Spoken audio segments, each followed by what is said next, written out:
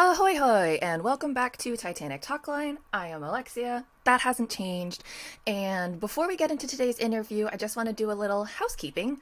Uh, I don't know if you follow the socials, but if you don't, you should, because I have merch. In addition to having a t-shirt shop on live, I also have, you can buy directly from me, Iron On and Sew On patches. I'm selling them for $3 a piece, including free shipping within the US. If you're outside the US, get in touch with me and we'll figure something out because I don't want you to be paying a ton for a patch. That's ridiculous. I'm also going to be having buttons and stickers soon. So if you want something free, those two are free. Get in touch again, let me know. No matter where you're from, we'll figure out the shipping. Other than that, I am wrapping up interviews for season 1 and have started already scheduling interviews for season 2. So if you want to be on the show, send me an email at titanictalkline@gmail.com, and you too can be just like all the super amazing guests that I have on my show, like this one today. Every time. Well, thank you so much for joining me. Could you please do me the great honor of introducing yourself? Well, thank you very much for inviting me. And my name is Sally Nilsson, and I live in the southwest of the UK in Somerset. Which sounds beautiful, by the way. And why don't you tell me your Titanic story? I already know a little bit about it, but love to hear it in your own words. So, briefly, when I was 14 years old, I was in a pub in Southampton with my grandfather called Alf. And he was sat in this armchair drinking a pint of pale ale and smoking woodbines. So I'm 14 years old, moody teenager. And I'm sorry if it pings occasionally. I haven't sorted out that notification. And yeah, so I'm sat with him. And I don't know how we got around to the subject, but he just turned around to me and he said, did you know that your great grandfather was at the wheel? He was steering Titanic when it hit the iceberg. And then many years afterwards, he shot someone and went to prison. And he wrote a diary in prison about it. And I thought that was absolutely incredible, and I asked him a few questions about it because it was his wife, his previous wife, called Phyllis May. It was her connection. She's my grandmother. And actually, Robert Hitchens, his wife, was 6 months pregnant when he set off from Southampton on the Titanic. What a great time. So being 14, I listened to it. It was great. And then I went back to being a teenager and I sort of forgot all about it until 2005. I'd read something by this fantastic guy called Phil Gowan. And this, we had the internet then, and I'd read this sort of mini bio that he'd done about Robert Hitchens. It was called Whatever Happened to Robert Hitchens. And I got a bit more fascinated. And I went to a Titanic conference, which was really, really good down in Southampton. And I met Phil and I met Melina Dean. And she was the baby who was passed over into a lifeboat. Yes, So Melina Dean. Yeah, so she was the last remaining Titanic survivor. Right. And it really started getting me interested. So I found out a bit more, and then it got to about 2009, and I thought, everybody's written about Molly Brown because she was in the lifeboat 6 with Robert Hitchens. Right. But Robert Hitchens had this terrible reputation for being a coward and a bully, for not going back to survivors. And I'm quite a good storyteller. I used to be, not very educated, but I like to tell a story. And I just thought to myself, can I write a story about Robert Hitchens? Can I write his version of events? Because I felt sorry for him. And I mean, we'll come back to this later on when we talk, Right. but I'm very much into justice and the underdog and fairness and things like that. And so I thought, okay, well, in 2012, it's going to be the 100-year anniversary of Titanic sinking. So I went for it. I went up to York University and I did a writing course. I grabbed everything I could find about how to write. And then in 2010, I wrote the book while I was researching, just Wow.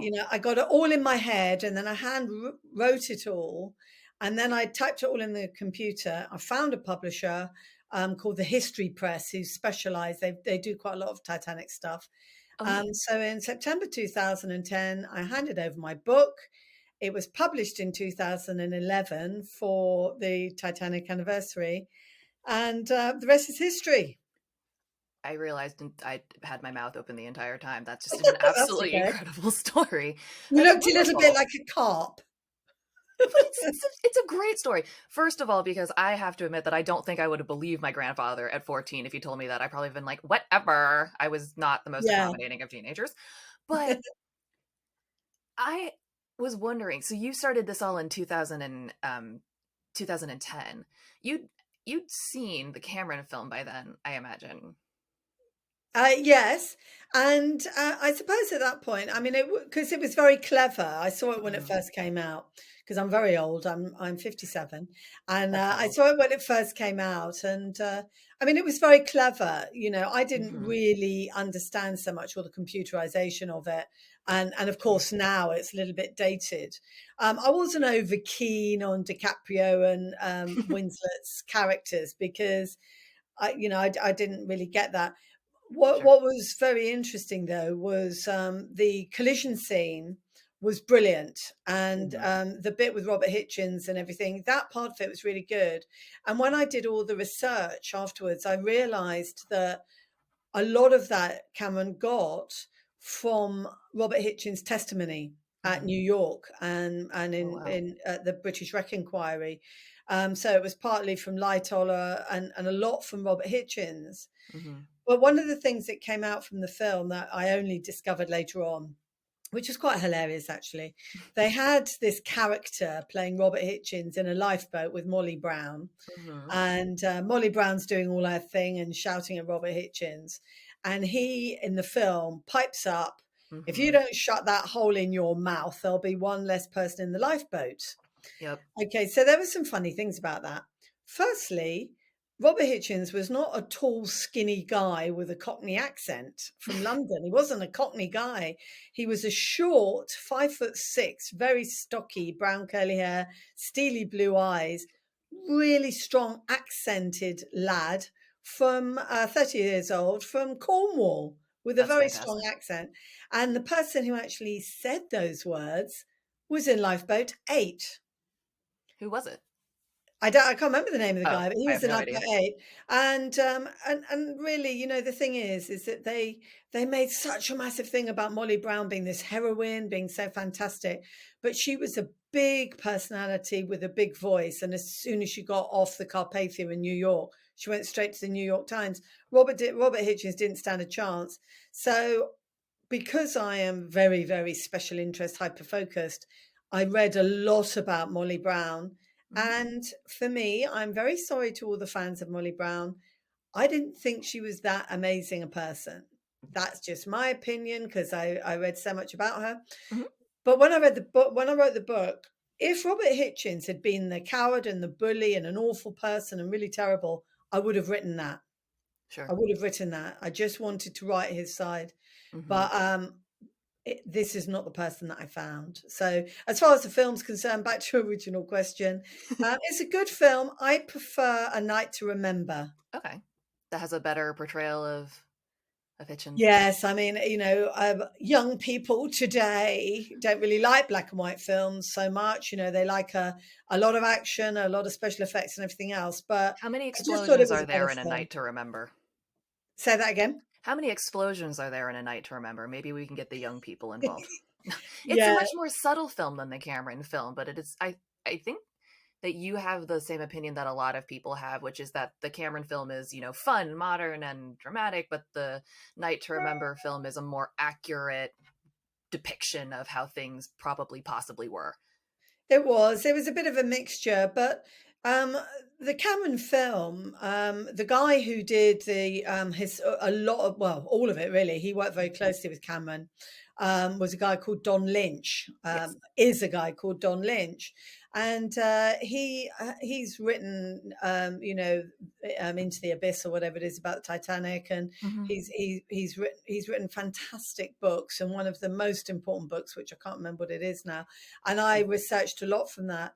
And actually, Don Lynch, he wrote my little foreword on the inside of the book. Uh, And even though within the book that I had my own theory about what mhm. happened during the collision, I was able to talk to such important experts, really, really important experts who have written the main books, and they were so supportive of me. So I felt very, very lucky. And Don Lynch, was just a great guy. Hmm. I think maybe as an adult, it's easier for me to watch the movie and give a lot more sympathy to the characters because I rewatched this movie now. I'm in my 30s, and the movie came out when I was 8 years old. And when your emotional depth at 8 it's very shallow. Yeah. I'll admit that the first time I watched it, it's like what I absorbed was questionable. But Yes. looking back now, especially at that collision scene, it's easy to ascertain that very high tension that there's that one instance where Murdoch yells at Hitchens, is it hard over, just to like be sure. It's like, I'm sure he Yeah. knows that of course it's hard over. Why wouldn't it be? He gave the order. Hitchens is a reliable seaman, but it's like, I just have to be sure. And he even glances down just for a second. It's like, is it? It is. It's just that moment of everyone, we're panicking and we need to do something. Can we do more? Can we do more? And I think that did a really good job of building that. So for me, by the time it got to that lifeboat moment, I didn't necessarily think of it as black and white negative as being mean, but more just like, this has been the worst night of my entire life, bar none, and you're yelling at me. Well, the thing about Robert is that he was in a tiny wheelhouse. This wheelhouse is very, very small. It has all the blinds pulled down, so not a chink of light can get out, because it would affect the vision for officers outside. And so he could only, he was on his own. There was nobody else in the wheelhouse or anywhere in the wheelhouse. They were all Right. doing different things. And so he couldn't do anything. But from my perspective, Robert Hitchens, he heard the bell ring up in the crow's nest, and he heard the phone ring behind him, and nobody was answering it. Hmm. So he knew something really massive was happening, but he didn't know what it was Right. until he got Moody coming running in from behind, Hmm. having heard the three bells ring really hard. And then he picked up the phone and he says, Hmm. "What do you see?" And Frederick Fleet and Reginald Lee say, "Iceberg."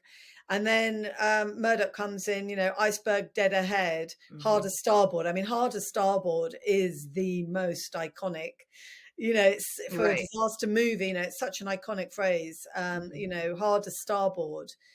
And Robert Hitchens, he put his whole weight behind the wheel and spun it over. Hmm. And then he took it as far as he could, and then he said, "Harder port." Hmm. But you've got this huge ship, Massive. 46,000 tons or whatever it is, loads and loads of tons of ship, and it's going almost at full speed, and there's no way that ship is going to turn. They have this thing about a 37-second turning Hmm. possibility, which I don't agree with. I just don't agree with that. At the end of the day, the iceberg, it came out of a brilliantly clear, calm night. There were two lookouts up in the crow's nest. It bore down on them. There was not a hope in hell that they were going to miss it. And Right. basically, they were going too fast. They crashed into an iceberg, and that's it. That's what they Yeah. did. And I've touched on it in a couple of previous episodes, but one of the things that I talk about that I wish more people would talk about is exactly how much guilt followed any of the survivors, and especially members of the crew. Because, first of all, society wasn't always gracious with men who survived. It was still very black and white, and there were very hard lines. But also, I guess in some way they were blamed for not doing more, even though, as we just discussed, what else were you supposed to do? There is one steering wheel on this ship, and it's all the way where it needs to be. That's it. The thing is the survivor's guilt is an incredible one, really. And Hmm. for your listeners, I mean, just get this. It's a Sunday night. It's 11:40. It's freezing cold. It's a religious day. People are in their beds. There's a scratch crew. There's hardly anybody around whatsoever. Hmm. And the people who survived, who were the main people, just listen to what happened to them. Reginald Lee, he was up in the crow's nest. He had been thrown out of the Royal Navy before for being an alcoholic.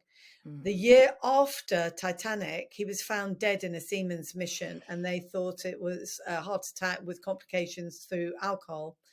Frederick Fleet, Hmm. many years later in the 60s, he'd lost his wife in Southampton, Hmm. but we can say and we can surmise that what he went through on Titanic, he hanged himself in his garden. Yeah. You've got Robert Hitchens. Robert Hitchens, everything he went through, what he had to say, all these different things, what happened to him about, being sent to South Africa away from his family, the PTSD. Well, they called it neurasthenia in those days, but it was really kind of Okay. PTSD. He tried to kill himself. First of all, he tried to shoot himself in the head, and then he tried to cut his wrists in prison. These were the three main people, them and Charles Lightoller. Yeah. They were the people who survived.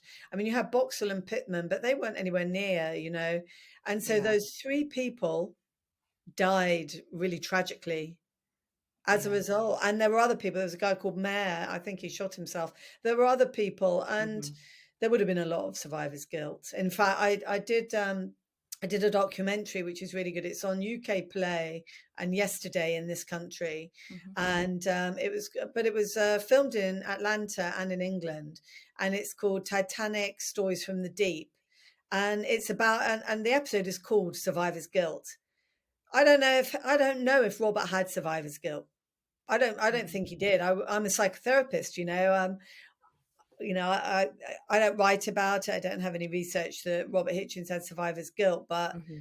my God, he was mentally really challenged from that experience.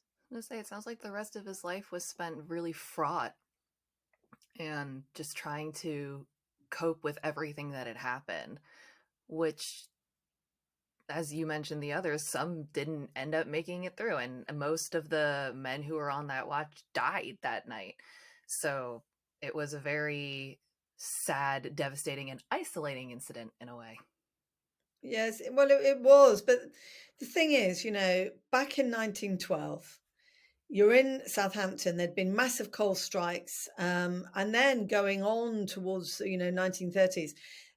Those decades in Britain anyway were really really tough, and all anybody cared about was earning money. Hmm. So it was really important for Robert Hitchens. He needs to earn money because he already had, so my grandmother would have been born, and he went on to have two sons. So he had five children. He loved his wife.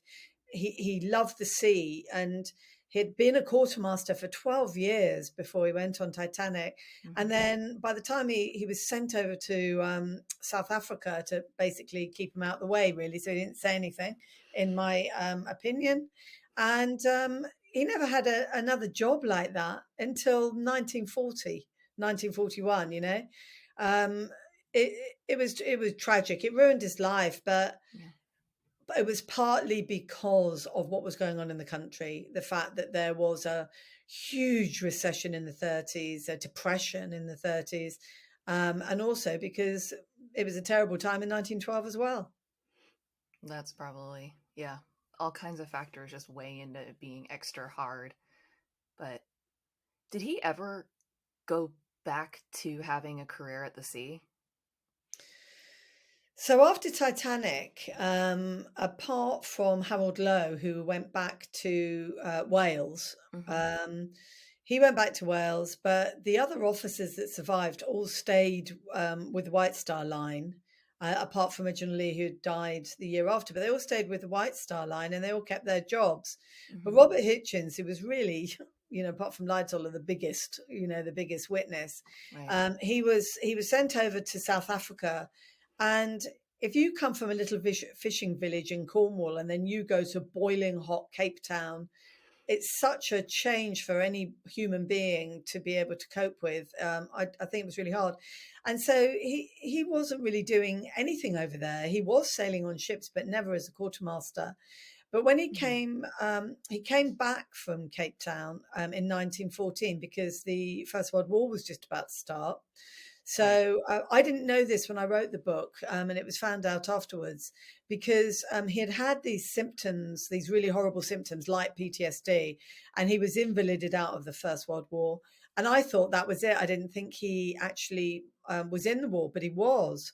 He went to a sanitarium and recovered from his illness, his mental and physical illness. And then he did go over to France in an artillery unit. And then he came back and he didn't want to be in the sea anymore. And he took his family back to Torquay. Mm-hmm. But he was apparently, which was very interesting, his family and some other people had said he seemed to have a lot of money and he was dressed really poshly and he just had money. And he had enough money to help his wife set up in a B&B in Torquay and to have a part share in a paddle steamer, a little pleasure boat. I know it was a paddle steamer, but it was a pleasure boat called the Queen Mary. Mm-hmm. So even though he did get a loan for that, he still had his own money.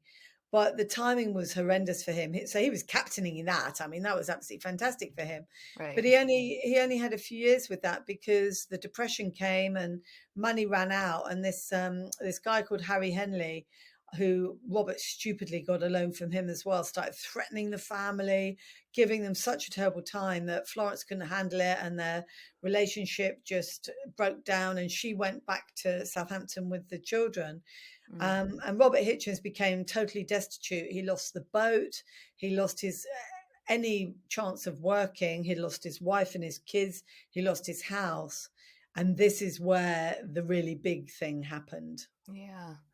I I will admit I don't know much about the incident itself. Only that, I read something where it was like a brief thing where it was like, and then he shot someone and went to prison. I was like, well, that's a very, very brief explanation. But I can only imagine that after going, I mean, I'm not saying in any way saying that murder is okay. Murder is not okay.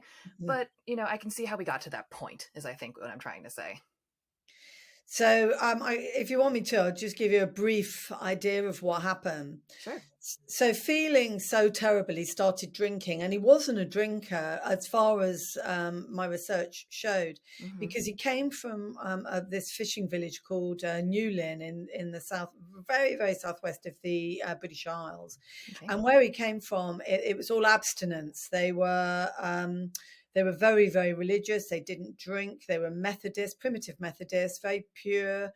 But for whatever reason, it got to the point in the 1930s when he and what had happened with Harry Henley, losing absolutely everything, and with Mm-hmm. everything with Titanic, with his mental health. He Yeah. was drinking a lot, drinking a lot of whiskey, and it had enough. So he travelled around the country trying to get work. And what he'd do, which was quite popular in those times, he'd write a note, and it would say, "Robert Hitchens, helmsman of the Titanic, with the loss of all these souls and everything." And he would sell them to people, and he managed to get some money, enough money to buy a little silver gun.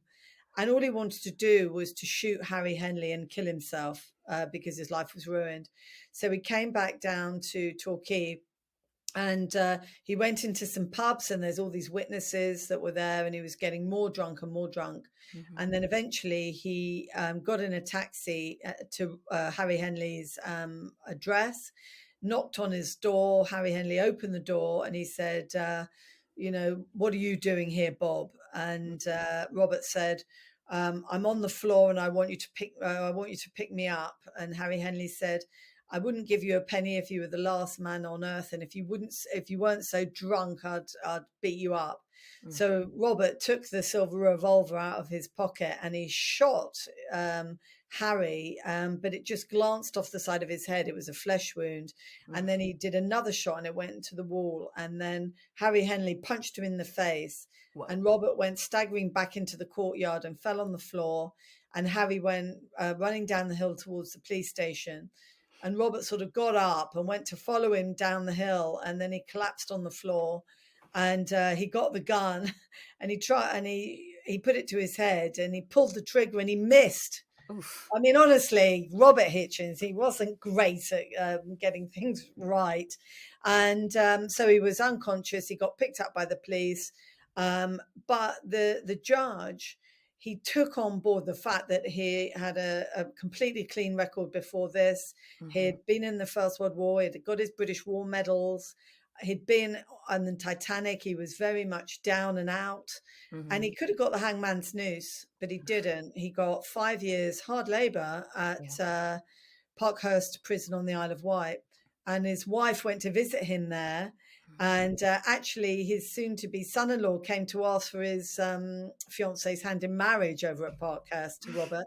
And Robert did write. He wrote a diary, but no one's ever found the complete writings. There, my second cousin Simon Medhurst, who's a really great guy, Yes. he's got some of the notes, and I've got copies of those.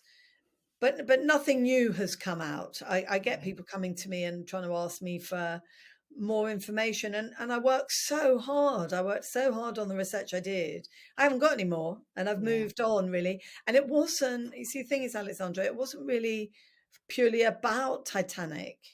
Mm-hmm. It was about Robert Hitchens. It Yeah. was about putting the record straight and trying to change history and trying to help this guy who had been vilified all this time. Yeah. I think that's really important, though, is that I've always found what allures Titanic to me in the term is the fact that it is a human story at the end of it, is that these are people who are involved with it. It's like, yeah, it's cool to talk about it as a concept of like the ship and it was beautiful and all of that. But at the end of the day, these were wives and sons and daughters and children and nephews and fathers and Of course. mothers. These were real people who had lives, and the people who survived still lost a considerable amount. Yes, they did. And I mean, I do talks at schools, and the thing about it is that it was about the Elizabethan era. It was Mm. about the nemesis, about everything was just about to change. And it works really well in English. It works really well in drama. Mm-hmm. Can you imagine the collision scene in the lifeboat, all the different things you can do? Yeah. It's historically, there's so much. I mean, there's 2,000 Titanic books Yeah. coming from all different aspects. And some of them are totally crazy. Some of them are really interesting. And you're right, it's a human story. And it is really nice when you can pick one person Mm-hmm. to talk about. And for me, it was Robert. And I think I made him the most real when I found out 2 weeks before the anniversary, so it couldn't be included in the book. Mm-hmm. I found out what happened to him after 100 years because nobody knew what happened to him when he died. And I discovered after really, really just banging on doors and making calls and going back and back and back again and again, and finding out that he was not buried at sea or anything like that. He was he ended up in like a poor seaman's grave with two other people Mm. in a graveyard in Aberdeen called Trinity Cemetery. And so I went up there. I made a cross. I took some flowers for him and his mates that were in the grave with him. Mm-hmm. And I just went up there and I stood at the grave, and it was there were all the sort of newspapers and radio and all these people, TV, and everyone else was there. And once I managed to get rid of them, it was raining and windy, and I just stood there with Robert, and it was so emotional. And I cried and everything else, but I just hope that he was looking up at me and just thinking, you know, thanks, mate. Thanks, great granddaughter, for telling a different story. The fact that he was just following orders, he was just doing his job. He Yeah. wasn't a hero. He wasn't a coward. And I don't like terms like heroes and cowards. The people that were on the crew, this is their job. Mm-hmm. This is what they were paid to do. and I know that he loved his family. I know he adored his wife, and I just thought he was a great guy, to be honest. Mhm. And just doing that, and that made him really, really human. And I will always love him. And I love the memorabilia. Well, not the direct stuff from Titanic, but all the things that, Right. all the experiences that I've had, and the pictures I've got of him. I have had friends and loved ones in my life who have very serious mental illness. And mental illness can turn great people into horrible demons sometimes. And it's not like they want to say mean things or do crazy things. I don't think a Yeah, single person, when they're clear headed, is like, wow, I'm really glad I flipped that table yesterday. Ah, it just was so cathartic. yes, That's not the impression that I get. no. And I think that it's important to acknowledge that these were people that had multiple sides to them. And especially when you've been through such extensive trauma, it messes with your head. They do, all these scans now that find out that things like depression and trauma will physically change your brain, can change the physical balance of chemistry in your brain. They can make perceptible differences in the actual landscape of your head, the thing that controls everything you do. Yeah, they can. And I mean, this is the first time I've ever spoken about this, and I'm quite happy to, because I'm completely out about it Mhm. myself. But it's something to think about Mhm. now that the stigma and the taboo is not there, like the taboo of stiff upper lip and be strong and don't show your feelings and everything else. So because of what I wrote in the research, and I was really interested in trauma. That was Mhm. one of the reasons I got into psychotherapy. And then as time went on, I mean, I had my own difficulties, and I never really knew what they were, because I'm a very resilient person, and I've Mhm. had really good jobs and everything else. But there was something not quite right. I never used to fit in. Mhm. I just didn't really understand who I was. Mhm. And then last year, when I was 56, I was diagnosed autistic. Oh, And then I discovered I was also ADHD as well. I have So I ADHD as went in, well. yeah, what was really interesting about that was it made sense. Mhm. If I Yeah. hadn't been autistic and ADHD, I wouldn't have been able to write the book, because it was such a laser focused, Yeah. such a special interest, and the work and everything else around me was lost to my absolute need to be able to do this thing. Yeah. So when I discovered about the autism, I thought, well, I'm coming out straight away, and so I changed my niche, and now I work with autistic and ADHD, dyslexic, dyspraxic, Tourette's, OCD people, and that's what I That's do. great. Now, going back to Robert Hitchens, Mhm. and I don't know this, and we'll never know this. We will No never way to know know. this. But when I We're was speculating for researching, fun. no, when I was Well, researching Robert Hitchens, I managed to find this incredible guy. He's one of the leading experts in handwriting in the UK, in London. And I contacted him and I said, look, I've got some of Robert Hitchens' notes and scrawlings and his signature. mhm. And I really want to find out if you can help me learn about his personality. Hmm. So he was such a lovely guy. And he said, I'll do it for you for free. And it would normally be hundreds of pounds. He said, I'm so interested in your story. It's such an amazing story. So Yeah. I sent off the stuff, and it came back with the most incredible report. And I wish I'd got it in front of me now for this interview, but anyway, it doesn't matter. The thing is that I'm going to reread that now, Mhm. because I would like to know whether dear Robert Hitchens could possibly have been neurodivergent.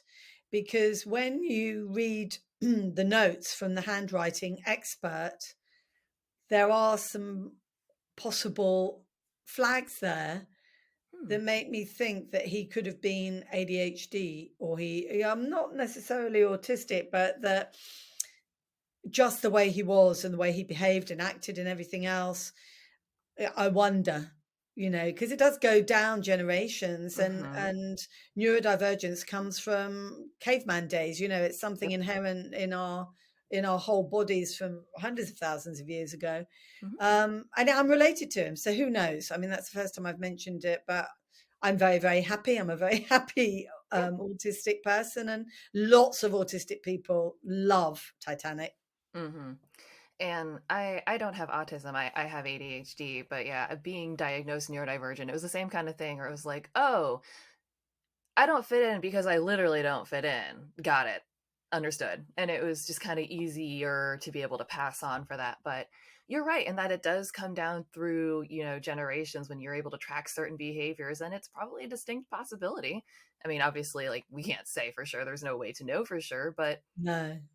if between if your research and the thoughts from the handwriting expert and just what we now know about mental health, it sounds like a really distinct possibility to me.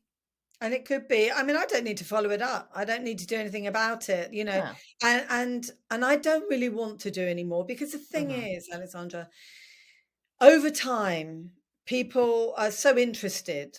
Hmm. They're going to keep digging, and they're going to keep finding things, and they might find something new. And Right. if they do, that's great. But I don't really need to be involved in it. The Hmm. thing is that I did what I needed to do in 2010, Hmm. and I loved doing it. But now my special interest is autism, and it's helping people and advocating for the whole of our community, our tribe, our people, to help them get jobs, to help them feel like they fit in, that they're not aliens, that that they're not broken or anything like Right. that. And I do something else, but I do have a special place in my heart for Robert Hitchens, and I Hmm. loved my grandmother. I mean, that was his daughter. She Hmm. was such a beautiful person. She had long, dark, curly hair, these lovely blue eyes. And even in the hospital when she was dying, I think it was about 1976, something like that. Hmm. And I was there. She still had her nail varnish on, and a few days later, she was going to be dead. She was a beautiful woman. And I've met some of the other relatives. I mean, you could write a book about writing the book. I could write a book about writing the book, because Sure. I met family in Cornwall, and I've met so many amazing people, and it was what was going through my head, and the emotions, I was in tears, and I was also terrified that I was going to have loads of Scots coming down with their kilts, rattling sabers, and telling me off about what I'd said about William Murdoch. Um, and of course, it never happened, and nothing really ever happened. Right. There's a lot of diehard Titanic people that say, Hmm. "How dare you say that William Murdoch fell asleep and he'd drunk and he'd done all this?" Well, I can do exactly what I like, thank you very much, because we live in a world where we have free speech, and I did some research. But anyway, listen, I'm going on that. That's my ADHD going on there. But it's very lovely to meet a fellow ADHDer. It is. And I'll just quickly say Murdoch's my favorite officer, so but I'm also aware that I don't know him personally. Anything is possible. I wasn't there. But you mentioned that a lot of people with autism like Titanic. Why do you Yes. think that is? What do you think is the draw with Titanic for neurodivergent people? Well, if I say what it was for me, then maybe it would be the same for other people who are True. autistic. And it's like, I love bird watching, and Hmm. the birds that I like to watch are waders who are at the shoreline. And the reason for that is because they all look the same, but they're all completely different, and they're one of the most difficult ones to research. Hmm. With Titanic, the reason I think a lot of people like Titanic is because people like the characters. It's Hmm. like, any sitcom or anything that you've got your favorite characters. So Sure. that's really important. But it's also the high tech side of it. And I'm a bit of what you might call a geezer bird. I'm quite masculine in my way, and so when I do public speaking, if I'm in front of a women's institute, then I'll do a love story, and I'll do it slightly different. If Hmm. I'm in front of a men's business group, then I'll be much more technical and gory and everything else. So for people, whether they're you know female, male, or however they are, um, it can be many things. It's how it sank. It could be to do with the rivets. It could be to do with the people. It can be to do with the engine room and the firemen. It can be to do with the history of it. It's timeless. Titanic is timeless. It's a timeless story. Um, I mean, for goodness sake, there's been other shipwrecks. Hmm. You know, the Lusitania was only a year or two after Titanic. Yeah. Um, and it's just so much was going on. If you imagine it now, Mm. you would have a cruise ship. You'd have somebody like David Beckham, you know, Donald Trump.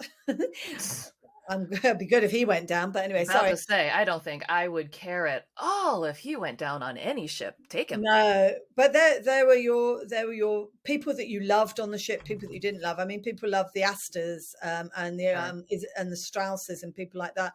There's so much of it. There's so much of it, and a lot of Titanaracs or a lot of autistic people, they might focus on one particular bit. Hmm. But I have personally come across, you know, I've been on two other podcasts about Titanic now that I'm autistic. You know, people know I'm autistic. In fact, now I'm autistic, so many other things are happening that are great, and I Yeah, love that. isn't it interesting how that works? Yeah, it's fantastic. And I certainly feel a hell of a lot better because I Good. know I'm not broken. I know I'm not mad, bad, and dangerous to know. I'm a perfectly functioning human being Hmm. that's wired differently. And I've evolved differently a little bit, and all power to me.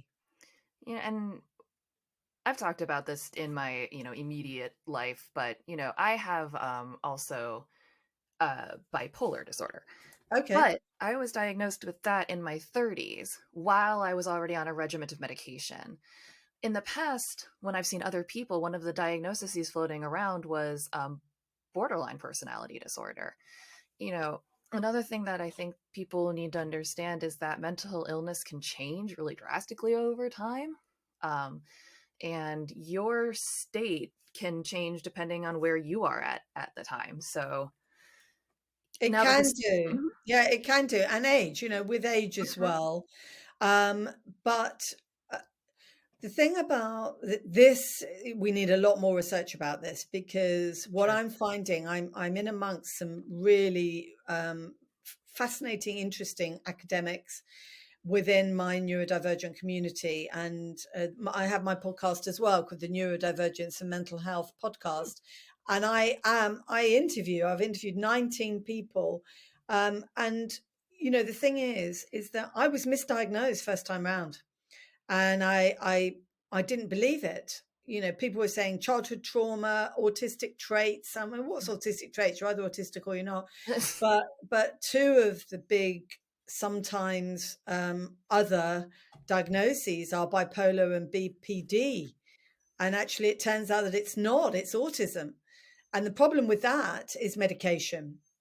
We just have to be very, very careful with human beings Hmm.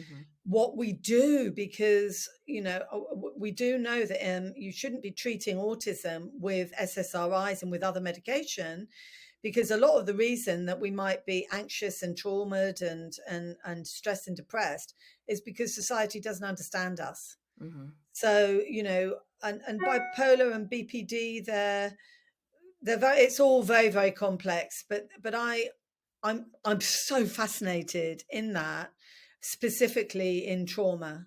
Hmm. So I'm reading up with Gabor Mate and with Bessel van der Kolk, you know, and I'm learning about internal family systems. So when I have my clients, I have a particular technique called the rewind technique. I can help people with trauma, and a lot of the trauma is just not knowing who you are and not being understood through education, through parenting, through jobs.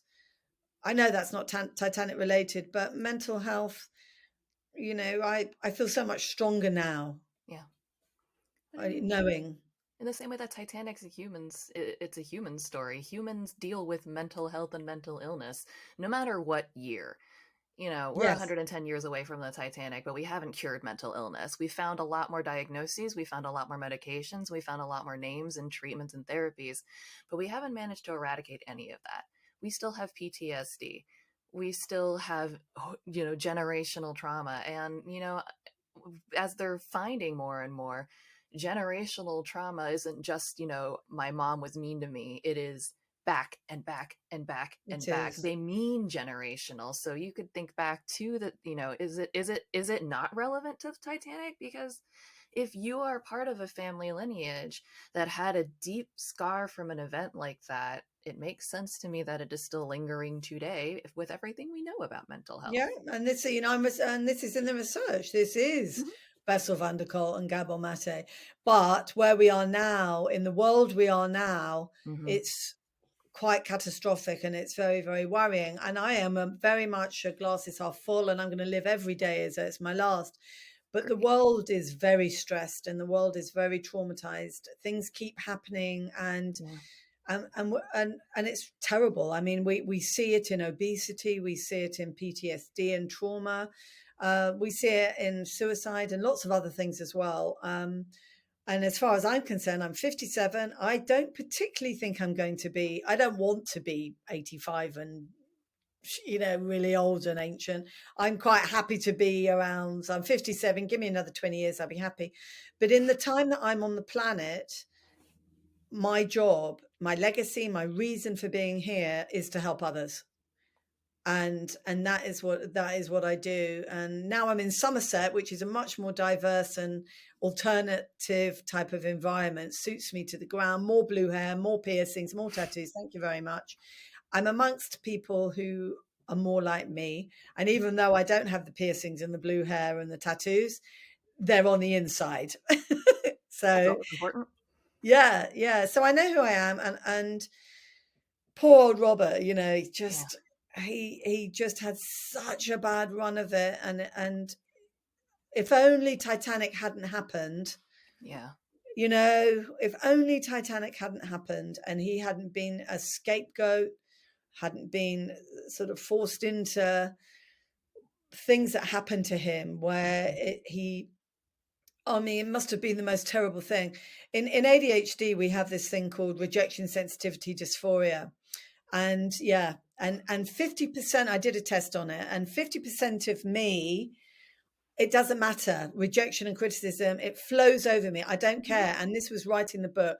All these people were throwing daggers at me metaphorically and saying, you're wrong and you're rubbish and you're shite. And sorry, excuse me.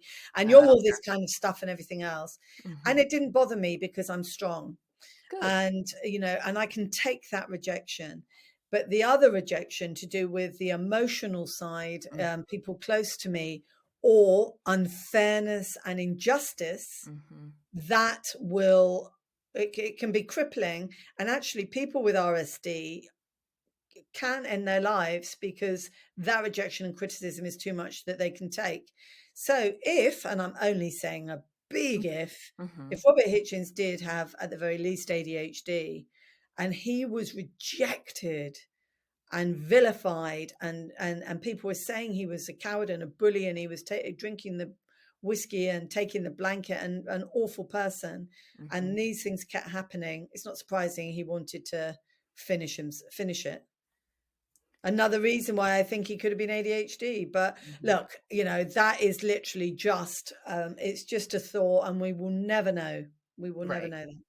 It's not a bad guess though, because people do, especially if you've already come from a long sort of lifetime of rejection, or if people want to get weird about it, quote unquote perceived rejection, if you think Yes, we're yes, too yeah. sensitive. It is, But yeah. there is perceived in RSD, yeah.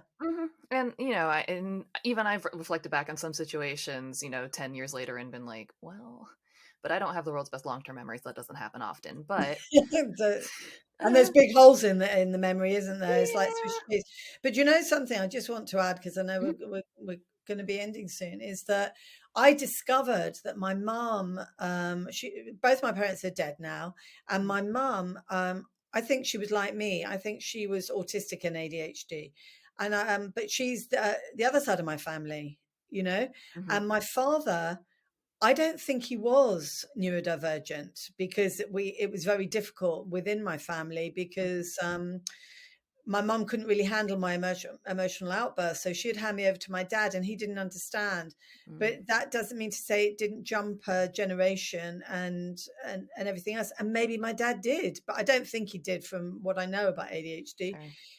But I do think that you're right that, you know, the trauma does, it's not necessarily that your mum was an alcoholic or anything. I think if it's that bigger trauma, and not just the incident of Titanic, but he was more traumatized by what happened after Titanic than what happened in Titanic. And the other thing is that I think he already had neurasthenia. And neurasthenia, one of the things with neurasthenia is when you're taken out of your environment and put into a completely different environment. So he was in a fishing village in Yulin, in a small, tight, religious, close-knit family unit. And he was then put in Southampton, which was huge, busy, loads and loads and loads of stuff going on. Yeah. And then he was put in South Africa, which was hot, hot, hot, hot, hot. So if he already struggled with whatever he had, all that on top of it, I mean, it's just a powder keg. Yeah, I happen to think both my parents are neurodivergent. I don't think they're ever going to listen to my show, so I can say whatever I want. Yeah, good for you. Yeah, it's like I don't think I've told them about the show. It's not like it's a secret, but there's been absolutely no, hey, where could I listen to it? And I'm like, that's fine. You hear I me know how talk. that feels. Yeah, but also, to be fair, I don't care. Yeah, they don't care. But also, like, they hear me talk all the time. So I guess they're like, we don't need another excuse. Thank you. But Yeah. it just, for me, it helps. And I will also say my parents did a really good job raising me. They didn't try to like squash anything out of me. Yes. Obviously looking back on it, there are things that I'm like, you should have done very differently. And they caused me trauma, but they weren't terrible. And it's because they learned from their experience and so on and so on. So every generation tries harder, but every generation does come with its own trauma. And I think what I find most impressive about people now, especially people like you, is the fact that you are wanting to understand that whole person. It's not just, I want to tell a bullet point story of how his life went A to B. It's, who was this man that the majority of the world saw for all of 7 minutes on screen maximum in a major blockbuster. And that's not an easy task. It isn't. But I hope you don't mind, but obviously I've got this. I'm going to try and send you a book. I literally probably only have about 5. Not that doesn't matter at all, but I want to sign it for you. I was about to say I want to buy a signed copy from you. No, you don't buy it. Don't be silly. I'll send it to you. But there's another way of doing this, if you can bear listening to my voice, is the book is called The Man Who Sank Titanic. We know the man didn't sink Titanic, but I'm never backwards and coming forwards. You look at that on the bookshelf and you're going to pick it up. I want people to read the story of my great grandfather, but you can get it on Audible now. Ooh, great. And so for lots of neurodivergent people, especially who are they're not such good readers, if they're dyslexic, the words are quite small, very small. But you can listen to it on Audible. And it's me narrating, but you have a great voice. Oh, I don't know. I drive people mad. This is a funny thing, isn't it? About I'm Marmite. This is what we say in England. I'm Marmite. You either love me or you hate me. I've never had Marmite. Oh wait, I have one time and I didn't like it. Oh no! Some people. When I saw my Swedish grandmother, she nearly threw up. But because I'm really into taste. I'm really into very, very, very, very sweet. The sweetest sweets, which have really mucked up my teeth, and really savoury, umami. Very, very savoury. Yeah. No, I do like. I'm picky with certain tastes. It's like, I didn't hate it, but I would not order it on a thing. If someone gave it to me at their house, they were like, here, I've made you a Marmite sandwich, I would eat some of it and be like, thanks. But, gosh, you're brave. It's not the worst thing I've ever eaten. I think that's the only reason I can handle it. You know, stock cubes, beef stock cubes. Yes. Oxo is our brand, and they Hmm. came in a little foil wrap, and they're just this little thing.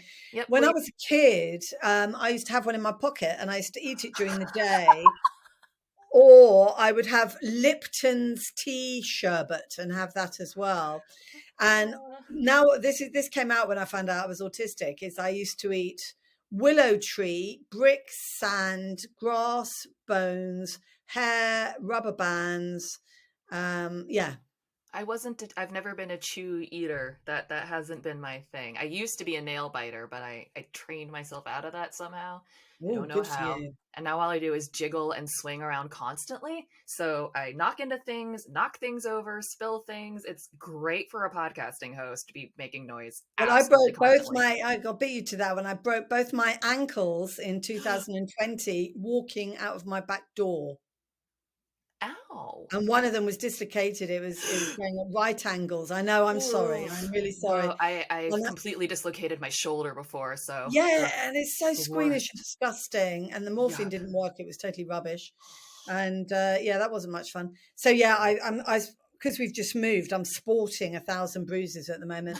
That's part of our wonderful world. Yep. We need space, don't we? We need space. We do, and I live in a little basement apartment, which has been doing fine for me. But I eventually do need my own space because I don't have enough. I keep running into things. I also get bruises. I haven't knocked over my Lego Titanic yet, but I'm concerned it Oh, I will love happen. Lego. I love Lego. It was I've just been fun. to a Lego conference, and there's one where I live in August, Oh, but I cool. just build houses.